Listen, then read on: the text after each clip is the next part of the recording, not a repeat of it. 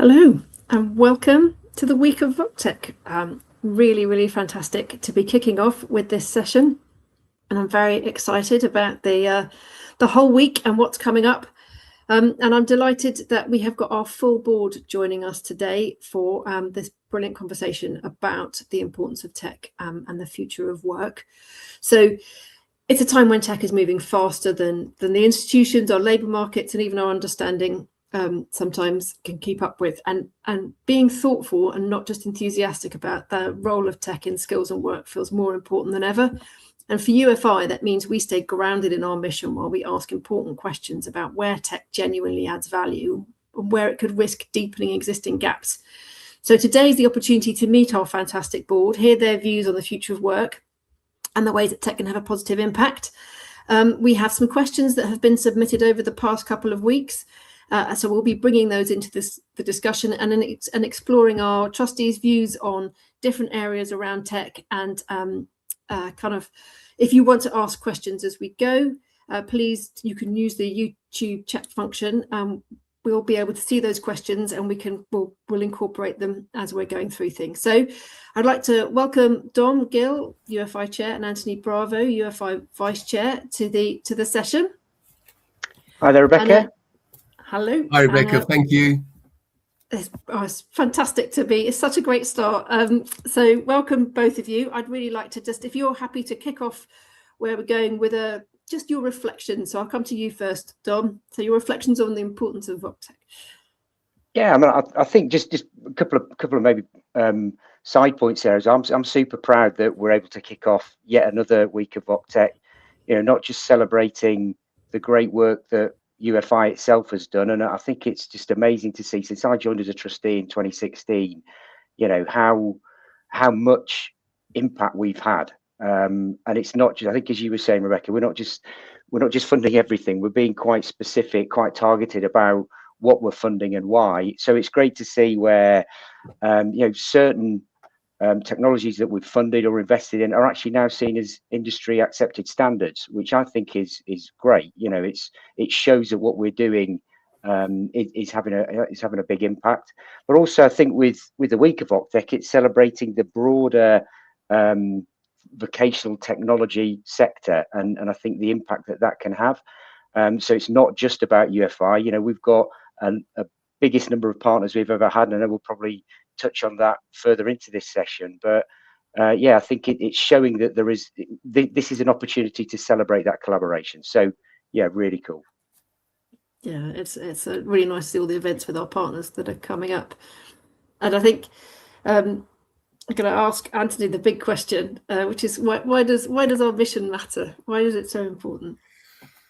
Very simply, it matters so much because it makes a difference, and that's what's so fantastic about what UFI are doing. And obviously, from a selfish point of view, I focus on what's happening with the college sector and how much UFI is impacting on that.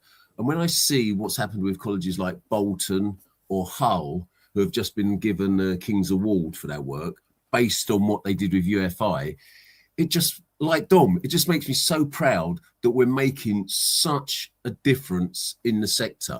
And for me, what's really important is it's clear, as Dom mentioned, we're developing tools which are becoming industry or sector standards, which are making a disproportionate impact into that sector.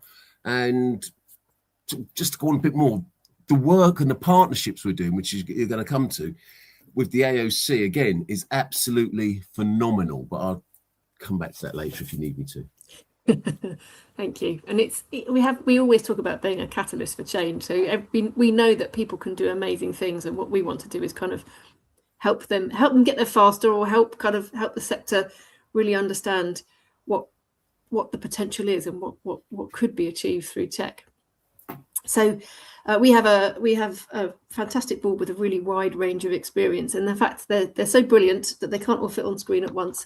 So we're going to explore some of the questions with them, and I'd like to invite our first set of trustees to join us, in particular Alex and Josephine, because we're going to think a bit about just why our mission is so important today. Hi, everybody. So I'm going to put you on the spot first, Alex, and just ask you exactly that question. What technology, learning, society, the economy, everything's in that state of change. So how relevant is our mission? Thank you, Rebecca. Yeah, it's such a great one, isn't it? Because it really highlights why the work's so important, because this is about systems change. Nothing here is in isolation. Everything's in context of all those other factors that you listed out there. And I think, yeah, having been involved with the UFI since 2018, it's really interesting to see that we're not stood here kind of making the case anymore. We're not having to say, oh gosh, there's a really interesting way that you can accelerate skills and learning, and you can do it through tech. Like, that case has been made. That's completely understood and normalized now. But we're equally on the next step of that transition, which is how do we drive adoption, and in particular, coming back to that film footage that we saw at the beginning, how do we reach people furthest from opportunity at the moment? That couldn't be more relevant right now, when we talk about improving living standards and therefore people's earning potential, and therefore the skills and the training that they've received to be able to get them there. Those things are so intertwined. So we're at a really interesting point now where yes, it's the case has been made for this is a way to deploy a skills development. The question is now, how do we accelerate it, particularly for those that need it most? But then also, what does the world of change around us mean for perhaps certain sectors where there's pause and there's a pivot, but also for this wider question overall, things like AI, actually there's a transition implication there across every single sector. No one's untouched by that.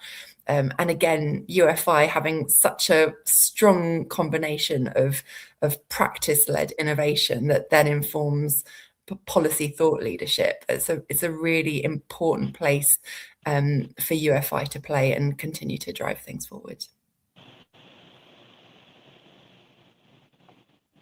That's my mute button then. I think that's a really key point, isn't it? That it's that practice-led side of things, and actually being able to really focus on tangible, real problems that gives us the kind of the thing that means it's not just a theoretical solution, but actually it's very, very much focused on how you help people now, but in a way that can influence positive systems change for the future. Josephine, I'm going to come to you because you're our newest trustee. So in a kind of, it'd be really interesting to hear your thoughts and insights, and maybe kind of also a little bit about what drove you to join us, and the thinking about that kind of why the mission matters piece. Sure. For me, I think UFI's mission is so relevant, not just today, but in the future. Having worked in the sector now for over 2 decades and counting, across the board, I've seen the way that the workplaces, the changes that have happened. I've observed changes in workplaces across all sectors. And the reason for this change is mostly due to technological advancement. So the way that we work is changing. What work actually means, what we really means by work, is also changing in terms of definition of work.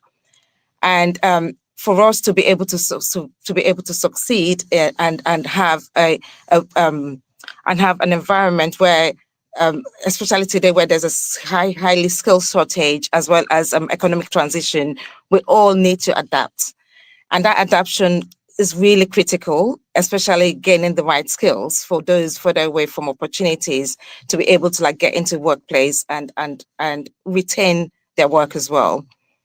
In my view, I believe that the economic growth is so interlinked with technological advancement.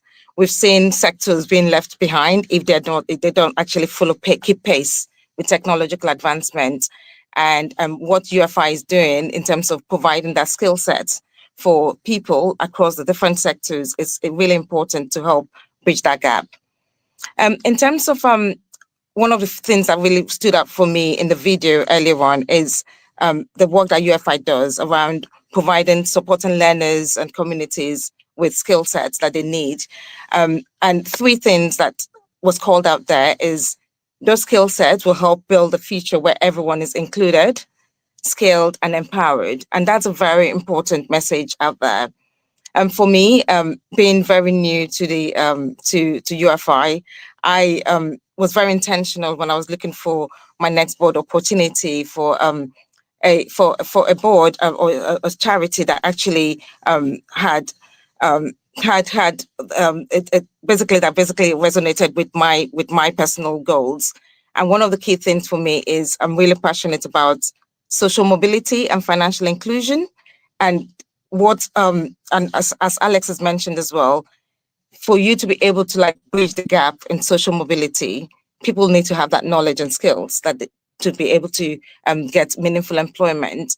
And when you have meaningful employment, you can then sustain not only your family, but you can start building financial wealth and helping generally to help reduce some of the gaps that we also have in the financial inclusion space. So I think I know I'm very excited about being on the board. Everybody on the board has been very welcoming. I'm very excited about the week ahead in terms of the VocTech week, and just to see some of the tools that UFI has helped funded and the work that they've actually provided in terms of helping people out there to like gain the skills that they need. I think it's so critical in today's world. Thanks, Josephine. And I think I'm going to just say after one of your points there, on the Thursday when we have our showcase and the demos, it's a really nice chance to kind of actually interact with some of the work we funded. So one of the great things about the week of VocTech is the fact that we can show people exactly what we're talking about, and people can have an opportunity to really see it in action. And also ask all those niggly questions about how did you do that? Why would you choose this? Why not that? And I think there's nothing better than hearing from other people about how they've deployed something. And in many ways, that all relates to our kind of our wider goal of having impact and thinking about what we do, we think about what we fund, and we do it very deliberately to have the biggest impact possible and the biggest impact towards our systems change. So I'm going to just come to you, Dom, and then Jeff, just thinking about how do we maximize that impact? Yeah, well, I think one interesting evolution of where we are at the moment. So we're becoming even more focused on where we spend our money and how we do it. And I think one of the key innovations that we've had over the last couple of years is focusing the majority of our activity on these challenge programs. So we've just completed a challenge successful challenge program that not only looks at national issues but goes very much down into the place-based practicalities. We're just about to launch another one, and I believe you may talk about that later, Rebecca. So I won't steal too much of your thunder there. But I think that's really important from the thinking about how we maximize impact, because something we've talked about as a board a lot is looking for us to be bold, but I think how we're manifesting that boldness is very much in scale of adoption. So Alex has mentioned, we're very much now about moving forward with adoption of technology. I think for me and for speaking on behalf of all the trustees and speaking on behalf of the organisation, in order to really make that change that Joe was talking about, we need to be getting this adoption done at scale. So that's very much going to be the focus for us over the next 2 to 3 years, very much thinking about the next challenge program that we're looking to launch. One thing I just also really quickly wanted to say, so in relation to the challenge program, thinking about not just the national, but how this lands on a place base. I'm really pleased to be going up to Aberdeen tomorrow, which I believe is our first non-London focused event, live event within Week of VocTech. So it's Aberdeen, great partner over the last couple of years. It'd be fantastic to see how a lot of the activity that they've been doing, so bringing together local and national partners to really deliver some of these technologies at scale. It'd be great to see that. So yeah, I'm really looking forward to it. Yeah, I think Aberdeen's going to be a great event, and we're really delighted to be able to be there. Jeff. Yeah, thanks, Rebecca, and thanks, Dom, for that. It's really interesting what you say about the adoption at scale, because there's one way of looking at things in terms of we've got a number of partners now. We've got a shitload of projects out there, and there are more and more people getting engaged. So I suppose in terms of scale and that sort of quantitative level, there's already clear evidence of impact. I'm actually quite interested in the qualitative side of things, I suppose, in that, I see the increasing role of UFI has been a bit of a catalyst, an organization that generates evidence that can help government and systems leaders really see how vocational technology can practically improve adult skills and actually push that learning into policy and into mainstream delivery. I think we're on the cusp of that. So the impact, I think, is probably beginning to be wider and deeper than it previously had. And when you talk about the challenge programs, if you think about UFI and its partners, we're actually, what we're doing there, investigating some of those structural barriers to the skills system. And we're trialing sort of tech-enabled responses. And that, again, is producing analysis, it's producing information, it's producing models that can now begin to inform the skills system. And when we then talk about those partnerships, again, we've got more and more partners involved, ALC, NCFE, Learning Work Institute, etc. And that's great to see that. And it's good to see how these partnerships are beginning to explore how technology can reshape things like assessment, how it can support a different way of FE delivery, and how it's sort of it can impact on local skills improvement and even adult participation. So again, what we have the potential to do now is to really give governments some ready-made collaborations, and that again increases the sector capacity. And so my final comment there about this impact and going wider and deeper, I think again we're beginning to build capacity in the sector to use the technology well. There's an awful lot of stuff out there. I'm not a technological person, but there's an awful lot of stuff out there, and I'm now seeing how things are beginning to be used really quite cleverly, and how we're supporting providers and practitioners with that sort of expert advice and guidance to help things develop.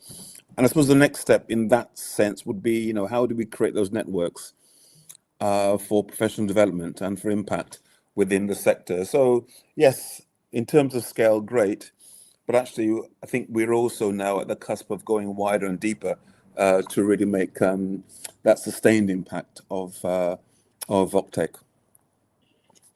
I think that's a really good point about the kind of it's the shifting kind of nature of our mission, which is it's still absolutely the purity of the initial mission is still there, but what we need to do has changed, and Alex alluded to it as well. That kind of we no longer have to make the case for why technology matters, but now we need to kind of help people much better think about what does it mean for them as an organization, and what does it mean in terms of how you do things well and in ways that give people the best chance of success and really supports that kind of equity and learners furthest from opportunity. So Dom gave a teaser there about kind of where we're thinking next with our challenge program, and what I wanted to kind of slightly pre-trail is that we will be launching VocTech Together this week, which will be a multi-year commitment to supporting adoption of proven and established technology, and also thinking about how we can utilize established technology in ways that might be innovative in themselves. We'll be putting £2.85 million into the program of support and funding, and we will be making an official announcement on Thursday at the VocTech showcase. So if you want to hear it at the moment it goes live and learn more about the detail and what we will be doing, then the showcase is going to be the place to be. I want to move on a little bit to some of our partnerships, and so we'll have a slight switch around on screen because I'd like to bring a couple the trustees who hadn't made it into the first set into the conversation. And so we were talking just there about our impact, and obviously we work with our strategic partners really deliberately to achieve far more than we could alone, where we have a shared mission, or kind of crossover of our missions. And so I'd like to talk about our newest partnership, which is the Impact Investing Institute. And I'm going to come to you, David, to ask you, why is investment important? Why can we not just make grants? Why is it so critical that we think about things through an investment lens? Thanks, Rebecca. Yeah, I mean, the aim of that partnership is to overcome barriers to investment for impact, and I think all the different sort of pots of money have their own role to play in this. But particularly for us, it's about advancing in that social impact space, making investments in that social impact space. I've seen lots of climate impacts, lots of opportunities there, and that's all fantastic. But clearly investing sort of institutional level money to deliver skills can clearly improve the social outcomes, whilst also providing that critical financial return to investors. So yeah, we're constantly kind of improving and trying to learn from industry experts, working alongside other institutions. But I'd say, I mean, UFI has some very practical, very real hands-on experience in this area, and we're very happy to share it. And the whole aim, as others have said, is to try and encourage others, you know, to think in the similar ways that we can. We will learn, they will learn, and hopefully, you know, we go back to that sort of systems change point. This is all moving us in the right direction, which sort of leads me to the sort of plug for the session on Wednesday, where with Rebecca and the Impact Investing Institution, and I think that'll be a great opportunity for folks to learn more. Thank you, David, and thank you for the plug as well. There's a big question that I think every foundation and charity should ask themselves, which is, if you could do better things with your core investments, why wouldn't you think about it at the very least? And actually, what does it? How it's not as scary as it might first appear to actually think about your whole financial impact as well as your grant making, and that's something we've done both from a kind of wider perspective and also a targeted perspective. So actually, what does it mean to invest in your mission directly? And I'd like to come to you, Simon, to kind of reflect a little bit on our venture investment piece and why we do that. Sure, yeah, and thanks, Rebecca. And just a bit of context for people dialing in, UFI Ventures is UFI's direct investment arm, investing in early stage businesses using technology to improve skills in the future of work. If anyone dialing in wants to learn more or pitch to the team, you can find that information on the UFI Ventures website under Pitch to Us. So that's my plug. And the Ventures, UFI Ventures does direct investment because we know that grants alone won't get us to the level of impact that UFI wants. So investment helps great VocTech businesses grow, reach more learners and employers, and really prove that the sector can deliver both social impact and financial value. So that's really important because, as we've been discussing so far, if we want those better vocational skills for everyone, we need more people and capital as well coming into the space. So it's great to see that happening this week and evidence of it. 5 of the portfolio companies will be joining the demo at the showcase on Thursday, alongside many others that have received grants. So that's personally an event I'm really looking forward to later in the week, and seeing those companies there.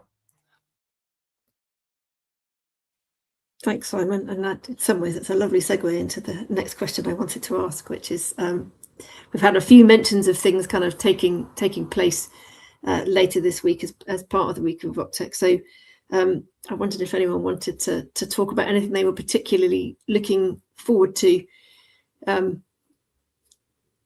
And I'm going to ask Sarah and then Hayley if there's anything you want to pull out from the program that we're looking at now. Oh, that's really tricky because Simon's really stolen my thunder there, because I likewise am really, I last year I went to the showcase, that was my first time. And to see the breadth of what we're doing, to see the actual impact and to see it kind of live and in practice, as it were, just really, really inspiring, and really, made me feel so incredibly proud of the work that we do. So I'm really excited to join the showcase again on Thursday. And if I can make the panel session earlier, I definitely will, but definitely won't miss the showcase. And I would encourage anyone watching to also not miss. It's really exciting.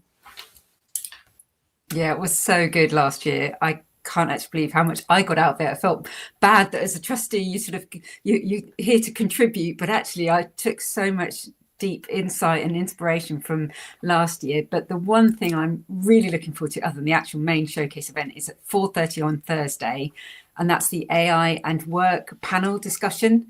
So looking at where's the opportunity, where's the threat of AI. I think that's going to be brilliant, and it's a great panel lineup as well.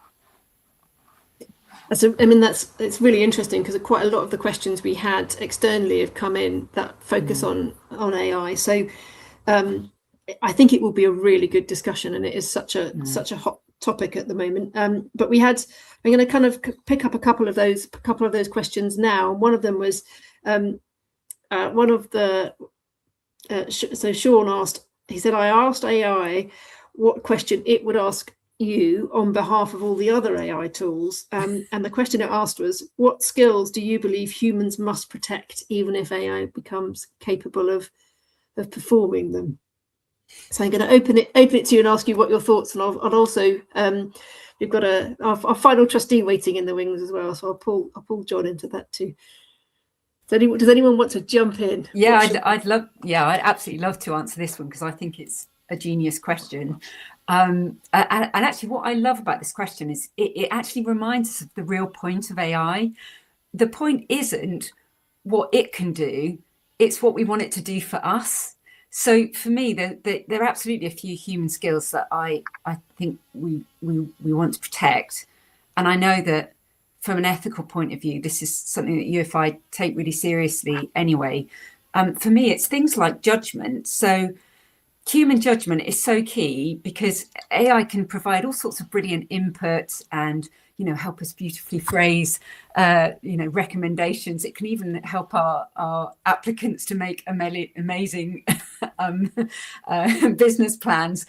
But at the end of the day, it's human judgment that really counts. We ultimately, in vocational learning and workplaces, humans need to make the final call: what's safe, what's ethical, what aligns with our values. The human oversight, or the human in the loop, as it's often called, is the non-negotiable. So judgment is definitely one of them. I also think in the long run, there might be something around human creativity and curiosity. So certainly we can get loads of great ideas generated by AI, but I think it's the willingness to experiment, to ask the what ifs, to question the assumptions baked into the systems and the tools. That's how we innovate as humans. So for me, there is something about humans bringing the why behind innovation, and that's what I think we see so many of our founders doing really well. And maybe just one other thing, is that human connection. I think we can probably all remember that brilliant teacher or workplace mentor that we've had, the one person who's been really empathetic.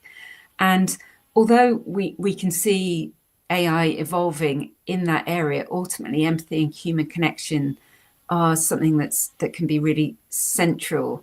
And even if AI can simulate empathy, it doesn't genuinely care. And I think that matters. So, as extraordinary as AI is, it certainly does have the potential to help remove barriers to learning and personalized support and help people build the confidence to try new things.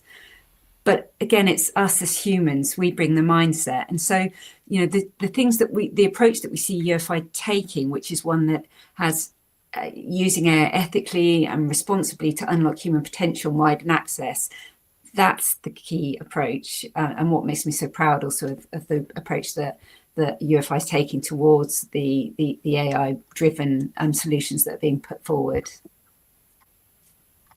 Thanks, Hayley. No, I think it's that kind of your point is, what does it do for us, not what do we do for it? It's a very important one.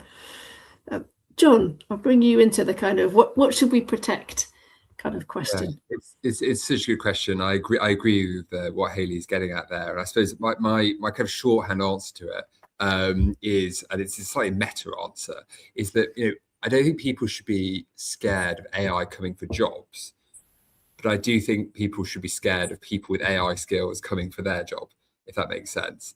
In the sense of those that adapt and those that adopt AI, use it on a very day-to-day basis, get to grips with it, maximize the value that it can give. And we see that in lots of the organizations that UFI supports, just that real kind of swift adoption, early adoption, find that value. That's actually kind of often what we need to hang on to is making sure that people aren't left behind. And if you hear people say things like, well, it's not for me, I don't want to do it, I don't want to use AI and things like that, it's people like that we have to convince and support and kind of get rid of those concerns and engage with it, or else you will end up with this kind of big AI digital divide. But as Hayley said, judgment, I think, is probably the human skill that people will hold on to forever, is that we can all ask AI to create lists or look at things and stuff like that, but it's only really humans that can kind of make ethical judgments, that can make judgments about what's important, what's not important, and kind of get to it. And second, I just think that those relationships, again, AI can do lots and lots of things, but building that kind of empathy, that trust, and loyalty, and kind of being able to read a room and know what's important, what's not, and spot the way that people are reacting to things. Those are skills that are almost impossible to do. So let's not allow that divide to open up. And I think focusing on kind of human judgment and human relationships are going to be so important. I think that's a really good point. And the that kind of, I don't think we should ever underestimate the capacity of humans to do something totally unexpected with a new tool that's been put in front of them. I think I wanted also a little bit to think about that idea of entry-level jobs, and how do we make sure the system supports people being ready to kind of enter the workplace if we're seeing AI removing some of the existing ones. So I'd like to come to you, Sarah, to explore that a little bit. Yeah, sure. And such a great question and such a hot topic. So I'm doing a lot of work with different organizations at the moment, thinking about their workforce plan into the future, and in particular their kind of early careers offering. What does that look like? And I guess one thing that I do want to start with is there's probably a lot in the news sort of sensationalizing, this job apocalypse scenario. And I don't want to downplay that at all. But when you look at the numbers, particularly in the kind of early career space, what we're seeing is probably about an 8 or 7% decrease in kind of formal programs. And I'm talking about in the UK at the moment, forecast for the year ahead. But we are also obviously seeing, highest levels of youth unemployment. So there's clearly something, kind of disconnected for young people in terms of finding that first opportunity. And it's really interesting that we talk about human judgment being such an important skill.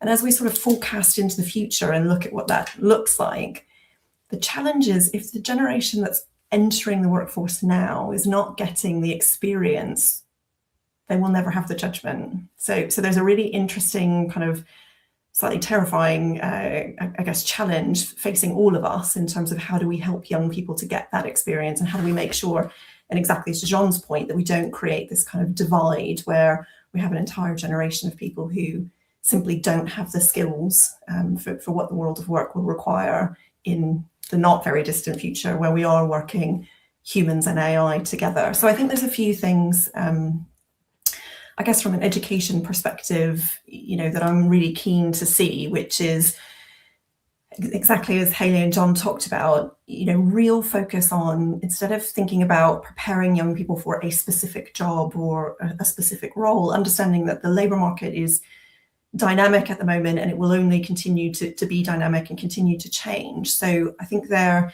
is a real need to help people build learning agility, curiosity, the ability to deal with ambiguity, the ability to, problem solve, lots of, those really properly human skills. So I think we definitely need to continue to focus on that. Absolutely AI literacy and making sure that, everyone has the opportunity to take advantage and to learn how to use these tools to have the most impact. And I guess the other thing that I'm really keen that we continue to focus on is helping young people make good choices about where they might go in their career. And there's some interesting stats coming out around where the roles are kind of shifting. So we're seeing more entry-level roles in places like healthcare, construction. So there are a number of other places where people might be able to get their first opportunity. So I think it's quite a complex picture at the moment, but the key underpinning part of it is if we equip people with the right skills to be able to navigate the ever-changing landscape and to be able to pivot and move because they have that underlying, skill set and absolutely build that experience and judgment, I think that's the best thing that we can do for young people entering the world of work today. Thanks, Sarah. I think it is that piece, isn't it? It's not that there aren't any entry-level jobs. It's just they look completely different. So how do we equip people to get there? And one of the questions we've had in from Kofi was about if new technologies require education to adapt and become more in line with the future of work and life, and there are changes in cognitive ability, is that something that's different? What are the chances of those changes impacting? What are the chances of that happening, and how and who should be measuring it? And I think it's quite a big question about the sort of changing nature of humanity in some ways. And is that something that we're able to think about, or is that something that we just need to be cognizant of? Any takers? I think I'm conscious that Sarah, sorry. No. I was about to say, does anyone else want to come in before I hog the stage entirely? So please do feel free to come in. Jeff? Yes.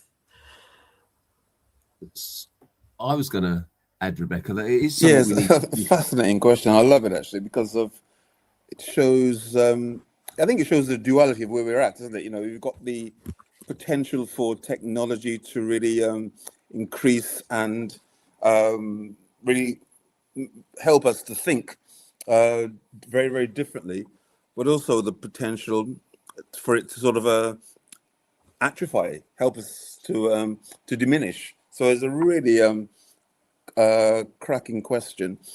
I think there's something in here, a bit like, probably the same as the AI questions in some respects. There's something here about not so much about what we learn or what we assess, but it's very much about the how. How are people learning? How are we using technology to its best advantage?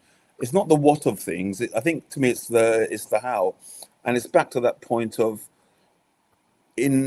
say for example in examinations, are we going to assess knowledge, or are we going to begin to look at the critical thinking that is based on that knowledge?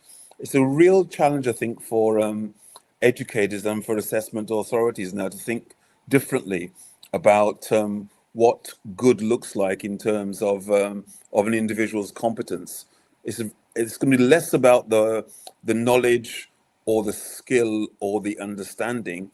It's very much going to be about the application and the how of doing things, and to what extent the way we do things is making a measurable difference to what was there previously.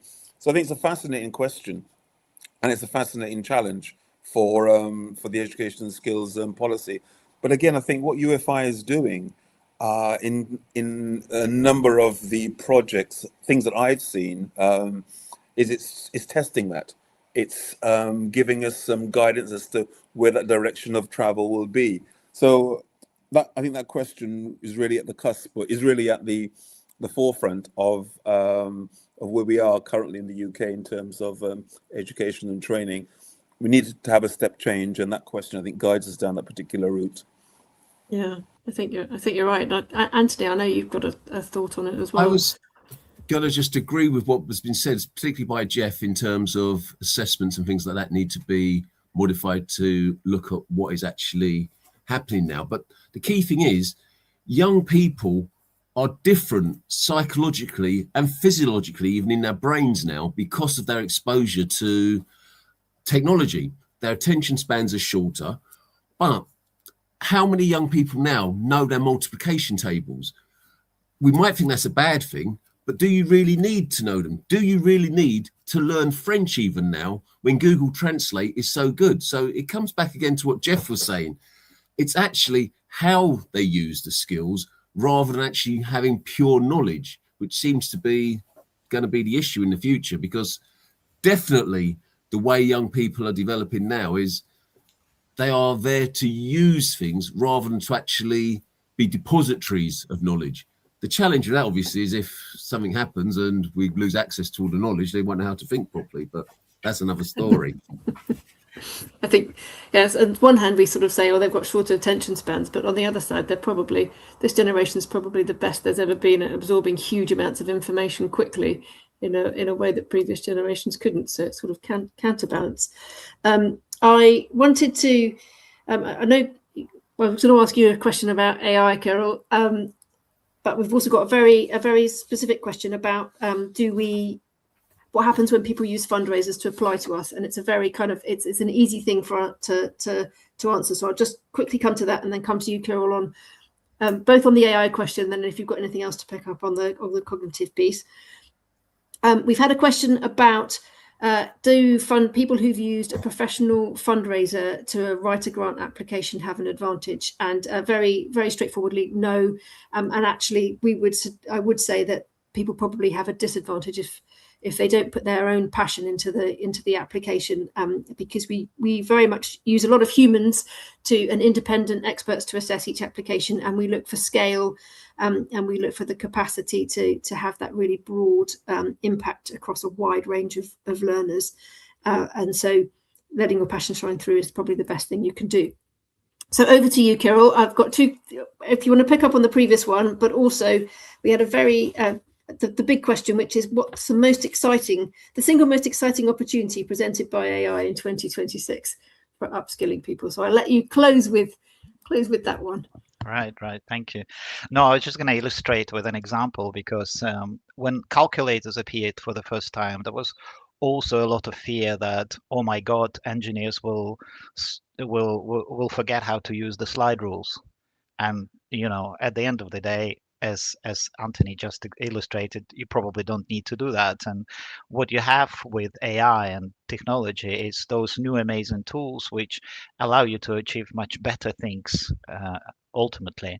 And AI, like other breakthrough technology, also leads to increasing job satisfaction for those people who do it. Because, for example, simplistically, if you're thinking of teachers, they probably today spend, 30 to 40% of their time on mundane tasks, like planning lessons, doing, checking the homeworks.